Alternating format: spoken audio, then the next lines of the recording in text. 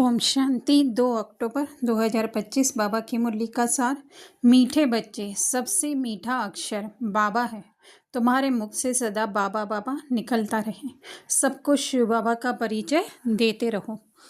Actually में जो है हम जितना जितना ज्ञान में आगे बढ़ते जाते हैं उतना उतना जो है वो हमारे शब्द कहें, बोल कहें, वाणी कहें, वो कम होती जाती है। पर बाबा तो कह रहे हैं बाबा बाबा मुख से बोलते रहो, क्योंकि बाबा जो है हर बात सूक्ष्म कहते हैं। स्थूल जो है बात अगर कहते भी हैं तो भी जो है हमें सूक्ष्म में ले जाने के लिए होती है। मीठा अक्षर है, अर्थात हाँ इस तरह से कहें कि सत्य है। जो सत्य हमेशा मीठा होता है, भले कलयुग के हिसाब से कहा जाता है सत्य कड़वा है, तो वो सत्य किसी और सत्य के बारे में बात करते हैं। जो इस ड्रामा के अंदर का सत्य है उसके बारे में। एक्चुअली में जो है ड्रामा के बाहर तो जो सत्य आत्मा है वो सदैव मीठी है ही। तो बाबा बाबा मुख से बोलना, अर्थात कि हाँ हमारी स्मृति जो है वो सदैव बाबा की तरफ रहे, तो वही है मुख से बाबा बाबा निकलना। तो सबको शिव बाबा का परिचय देना, अर्थात कि मुख द्वारा जो देते हैं वो तो बहुत ही, हम कहें 5% 10% दिन में हम दे सकते हैं, लेकिन अपनी स्थिति द्वारा जो है शिव बाबा का परिचय देना वो कैसे होगा।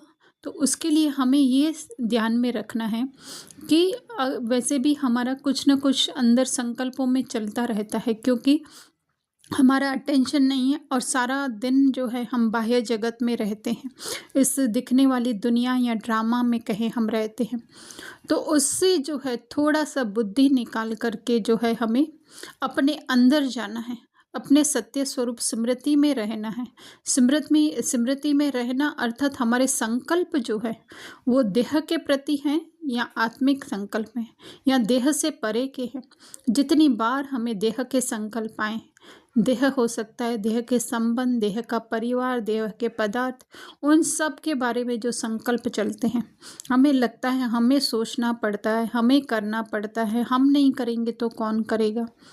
अरे ये बनी बनाई मूवी है, रिकॉर्डेड प्ले हो रही है, उसमें अगर सामने बैठने वाला अगर ऐसे सोचे कि है ना, ऑडियंस की सीट पर बैठ कर के सोचे अरे ये हीरो कर रहा है, मुझे उसके ऊपर ध्यान देना ही नहीं, तो हीरो कैसे काम करेगा, विलेन कैसे काम करेगा, हीरोइन कैसे काम करेगी, है ना।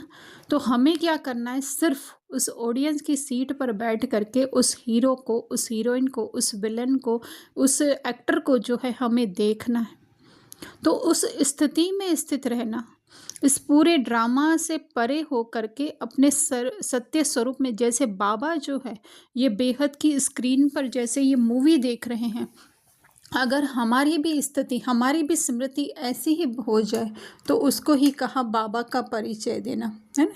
सिर्फ अगर हम लोग ज्ञान जो सुन करके और अगर हम किसी को बताते हैं, तो जो बाबा कहते हैं कि काफ़ी बार अव्यक्त वाणियों में बाबा ने कहा है कि वो वाणी का सिर्फ वाणी तक आता है, कान तक आता है, लेकिन वो अंदर नहीं समाता है ना, क्योंकि उसमें हमारे सत्य स्वरूप की स्मृति नहीं होती है, तो उनके भी सत्य स्वरूप की स्मृति को वो बात टच नहीं होती है। अच्छा करते हैं लेकिन अच्छा बनने का नहीं करते हैं, है ना। तो इसीलिए ये ज़रूरी नहीं है। और हम भी जब ये स्थिति में रहें तो हमको ये भी आशा नहीं रखनी है कि सामने वाला जो है वो ज्ञान सुनने लग जाए, रेगुलर स्टूडेंट बन जाए और बहुत सारा, है ना। तो जो भी है वो ड्रामा अनुसार ही होगा। बाबा को कभी ऐसा होता है कि अब मेरे रेगुलर स्टूडेंट बन जाए या फिर जो है रेगुलर मुरली क्लास करे, रेगुलर ऐसे करे, रेगुलर धारणा करे।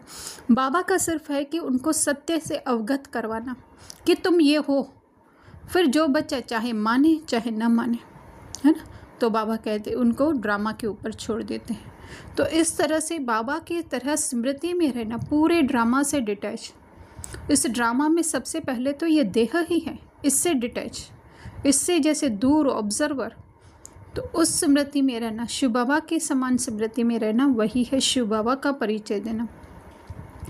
प्रश्न, सतयुग में कोई मनुष्य तो क्या जानवर भी रोगी नहीं होते क्यों? तो सबसे पहले हम सत्य युग समझ लें कि सतयुग होता क्या है।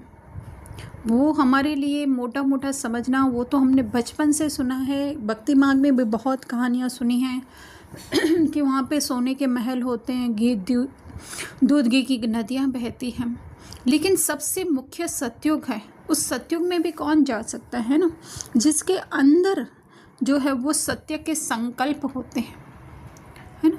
तो उसमें जिसके अंदर जो है वो सत्य के संकल्प हैं, तो बाबा कह रहे हैं वहाँ पे रोगी कैसे कोई हो सकता है, क्योंकि वो देह से पूरा डिटैच। पहली बात तो वहाँ पे कुछ होता नहीं है ऐसी बीमारी वगैरह, क्योंकि डॉक्टर्स भी मानते हैं कि रोग का मुख्य कारण जो है आप लोगों की टेंशन, है ना। कोई भी अगर हमें पता ही नहीं है रोग के बारे में, तो फिर जो है उसके कीटाणु भी हमारे अंदर नहीं आ सकते हैं। कहीं ना कहीं हमने सुना, पढ़ा, देखा हो तो जो है हमको वो बीमारी होने के चांसेस होते हैं, क्योंकि कहीं ना कहीं जो हमने उसको अपने मन में बसा लिया है ना। तो बाबा कह रहे हैं क्यों नहीं होते, क्योंकि हमारे अंदर ही क्या होता है, वो सत्य के प्रति संकल्प होते हैं कि ये असत्य के संकल्प नहीं होते हैं कि मैं देह हूँ। लेकिन वो बस अपनी ही स्थिति में स्थित रहते हैं। ऐसे नहीं कि वहाँ पे भी जो है आत्मिक संकल्प हमें चलाने पड़ते हैं, नहीं। वहाँ पे सोच बहुत धीमी, बहुत शांत होती है, और सिर्फ वही संकल्प उठने वाले होते हैं जो कि हमको करने होते हैं या होने वाले होते हैं। तो फिर भी हम ऐसे कहें कि फ्यूचर में नहीं, वो भी नहीं, बस जिस समय जो करना है वो संकल्प उत्पन्न होगा। उससे पहले कोई प्लानिंग नहीं, कोई कुछ भी नहीं। वो अभी भी हम देख सकते हैं, हम अपने अनुभव से सुनाते। इतनी ज़्यादा बुद्धि फास्ट चलती थी कि बाबा को भोग लगाने बैठते थे तो भी जो है वो 5 मिनट हम शांति से नहीं बैठ पाते थे। ऐसे होता था, हाँ ये डब्बा फिर खाली करना है, फिर मुझे इधर पहुंचना है, मुझे उधर पहुंचना है। कि ये बाबा को खिलाते खिलाते भी क्या कर लेते थे, जैसे ऐसे बाबा को हाथ से कोई खिला रहा है और हाथ से वो डब्बा उधर से दूर कर रहा है। तो इस तरह से, लेकिन जितना जितना हम सत्य में स्थित होने लगे उतना उतना क्या होने लगा, हमारी स्थिति शांत होने लगी। संकल्प कम होते होते होते होते अभी बस वही संकल्प आता है जो कि होने वाला होता है या करना होता है हमें। तो उत्तर में बाबा कह रहे हैं क्योंकि संगम युग पर बाबा सभी आत्माओं का और बेहद सृष्टि का ऐसा ऑपरेशन कर देते हैं जो रोग का नाम निशान ही नहीं रहता। बाप है अविनाशी सर्जन। अभी जो सारी सृष्टि रोगी है, इस सृष्टि में फिर दुख का नाम निशान नहीं होगा। यहाँ के दुखों से बचने के लिए बहुत बहुत बहादुर बनना है। तो आत्माओं का अर्थात, क्योंकि आत्मा के मन के अंदर संकल्प है तो उनका ऑपरेशन कर देते हैं। जैसे ऑपरेशन में क्या करते हैं, जो हिस्सा खराब हो गया हो या कीड़ा लग गया हो या जो जिसमें कि दर्द उत्पन्न होता हो, तो उस हिस्से को क्या कर देते हैं, निकाल देते हैं, बाकी पूरा शरीर एज इट इज़ रखते हैं। तो इसी तरह से बाबा भी क्या करते हैं, हमारे मन के अंदर से जो हमारी सोच बन गई है, संकल्पों में जो एक हमारी सोच देह के प्रति बन गई है, उसको निकाल करके बाबा क्या करते हैं, अलग कर देते हैं। और उससे अलग होते ही हम अपने सत्य स्वरूप संकल्प में स्थित हो जाते हैं।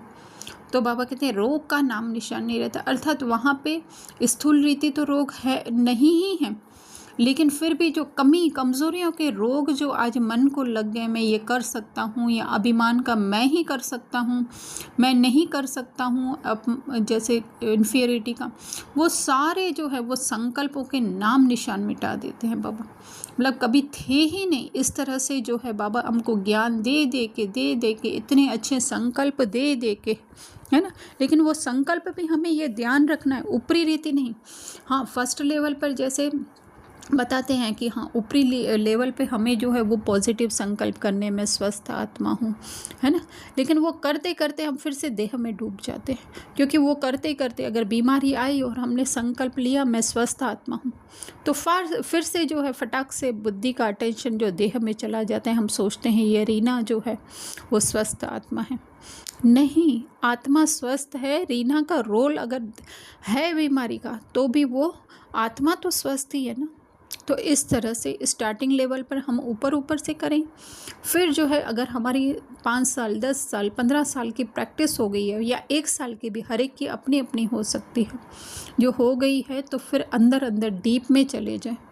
तो बाप है अविनाशी सर्जन, मतलब अविनाशी जो आत्मा का मन है उसकी सर्जरी यानी सर्जरी कर देते हैं, अर्थात उसके अंदर से वो संकल्प ही निकाल देते हैं, जो देह के हैं, जो बीमारियों के, कमी कमजोरियों के।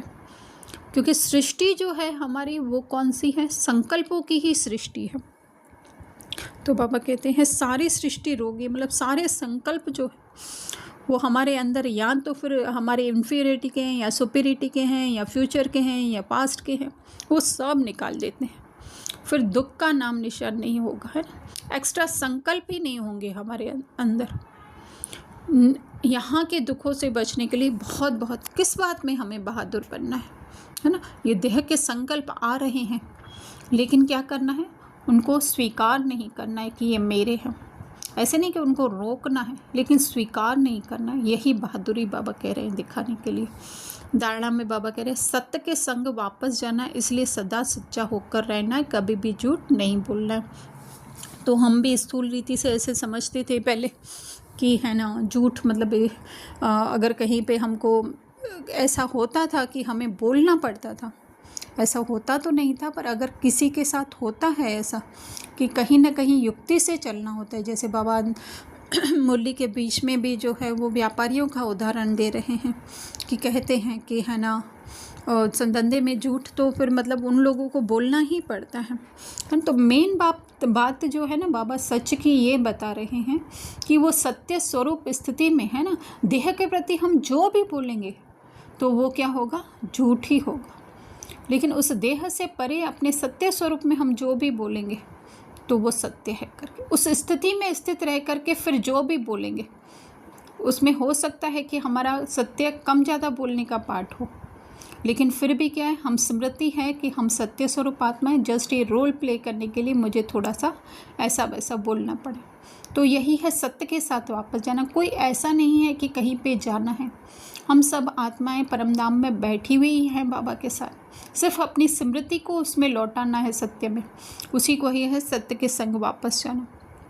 दूसरा, ब्रह्मा बाबा के बच्चे आपस में भाई बहन हैं, इसलिए कोई भी क्रिमिनल एक्ट नहीं करनी है ना। तो हम सब निकले हुए संकल्प कहाँ से हैं? पहले तो शिव बाबा से, फिर ज्ञान के द्वारा हमें पता चला तो हम सब क्या हैं? एक जैसे ही हैं। जैसे कल भी बाबा ने कहा बाई बाई हो तुम, है ना। और ब्रह्मा के बच्चे बनने के बाद बाई बन, अर्थात कि निकलने का सोर्स हमारा जो संकल्प, क्योंकि हम हैं ही एक संकल्प, हमारे संकल्प निकलने का सोर्स जो है वो एक ही है। तो इसलिए कोई भी क्रिमिनल एक्ट, अर्थात एक दूसरे को हम दैहिक रीति से ना देखें, वर्तमान उसके रोल के हिसाब से ना देखें, वही एक क्रिमिनल एक्ट। भाई भाई और भाई बहन के सिवाय और किसी संबंध का बान न रहे, मतलब आत्मिक संबंध के अलावा, है ना। ये देह दिखाई दे रहा है, उसके पीछे की आत्मा कौन है? उसके पीछे कौन है? वो सत्य स्वरूप आत्मा, वही जो है हमें स्मृति में रही, वही बान रहना है। वरदान दे रहे बाबा, याद के बल से अपने व दूसरे के श्रेष्ठ पुरुषार्थ की गतिविधि को जानने वाले मास्टर त्रिकालदर्शी बाबा। तो आज फिर से बाबा जो है वो साइंस और साइलेंस का रिलेट कर रहे हैं। जैसे वो लोग स्पेस में जाते हैं, आसमान में, तो क्या होता है, सारा उनका कंट्रोल जो है वो नीचे वालों के पास होता है। वो क्या कर रहे हैं, कहाँ तक पहुँचे हैं, ये सब कुछ जान जाते हैं।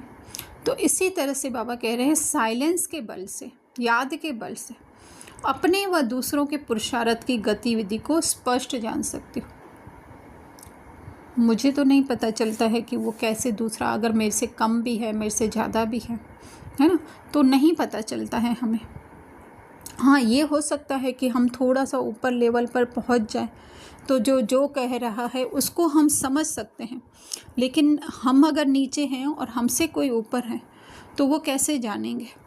तो उसके लिए बाबा ने कहा कि श्रेष्ठ संकल्प, दिव्य बुद्धि, याद के शुभ संकल्प में स्थित होने से जो है त्रिकालदर्शी भाव का, अर्थात हम उस आत्मिक स्थिति में स्थित हो जाएंगे। तो फिर क्या होगा, उसको हम परख सकेंगे। इसीलिए काफ़ी बार क्या होता था कि है ना, वो हमें एक्चुअली ये वो प्री डिफाइंड कुछ भी नहीं होता है कि ये ऐसा है वो वैसा है, है ना, क्योंकि वो जो स्थिति जिसके ऊपर हो जाती है ना, उनके संकल्प वैसे भी लोगों को देख करके कम होने लगते हैं क्या, हो जाते हैं, हम अपने अनुभव से कहें। फिर उनका वर्तमान रोल हमें दिखाई नहीं देता है।